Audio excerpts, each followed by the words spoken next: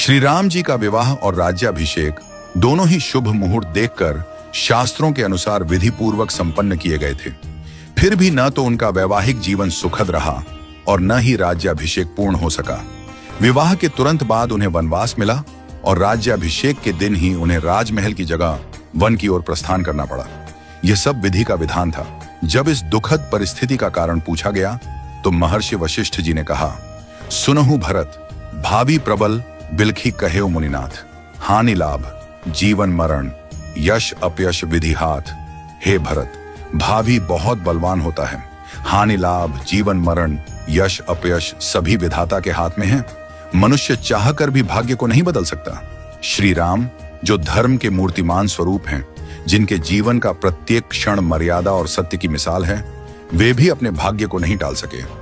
उन्हें वनवास मिला, पत्नी सीता को खोना पड़ा और अंत में उन्होंने स्वयं सरयू में जल समाधि लेकर अपनी लीला का समापन किया। श्री कृष्ण, जिन्हें योगेश्वर कहा गया, जिन्होंने गीता में कर्म, ज्ञान और भक्ति का मार्ग बताया, वे भी अपने कुल के विनाश को नहीं रोक सके। उनके यादव वंश में आपसी कलह से एक दूसरे का संहार हुआ। महादेव शिव, जो महामृत्युंजय के अधिष्ठाता हैं, वे भी अपनी प्रिया सती की मृत्यु को नहीं रोक सके। त्रिकालदर्शी होकर भी वे विधि के विधान को नहीं बदल सके। रामकृष्ण परमहंस, जिन्हें दिव्य सिद्धियां प्राप्त थीं और जिन्होंने हजारों लोगों को ईश्वर का मार्ग दिखाया, वे भी कैंसर जैसी बीमारी को नहीं रोक सके। उन्होंने कहा था, यह शरीर नश्वर है, आत्मा ही अमर है। रावण, जिसके पास अपार बल और ज्ञान था, जो शिव का भक्त था, वह भी अपने अहंकार के कारण नाश को नहीं टाल सका। कंस, जो जानता था कि श्री कृष्ण उसका अंत करेंगे, फिर भी विवश था।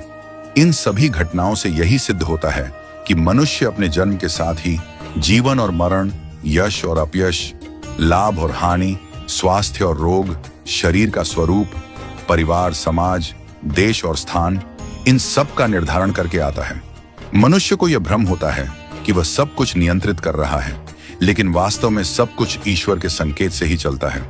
इसीलिए साधक को चाहिए कि वह मन, वचन और कर्म से सहज, सरल और सदाचारी बना रहे, सदैव प्रभु का स्मरण करता रहे और अपने कर्तव्यों को श्रद्धा और निष्ठा से निभाए। मुहूर्त न जन्म के लिए तय होता है, न मृत्यु के लिए। जब जन्म और मृत्यु ही निश्चित नहीं होते, तो बाकी सब कुछ क्षणिक और अस्थायी है। केवल प्रभु का नाम ही शाश्वत सत्य है। इसलिए सदैव ईश्वरमय रहो और आत्मा को परमात्मा के निर्देशों में लीन कर दो। यही सच्चा जीवन है। नियति को स्वीकार करना और प्रभु में समर्पित रहना। हमेशा अपना कर्म करो और बाकी सब कुछ प्रभु के ऊपर छोड़ दो। वही सब करने वाले हैं। हम और आप तो बस कठपुतली हैं जो प्रभु की इच्छा से चल रहे हैं। तो जैसा प्रभु को चलाना है वैसे ही चलते रहो और जैसा प्रभु को करना उसको होने दो।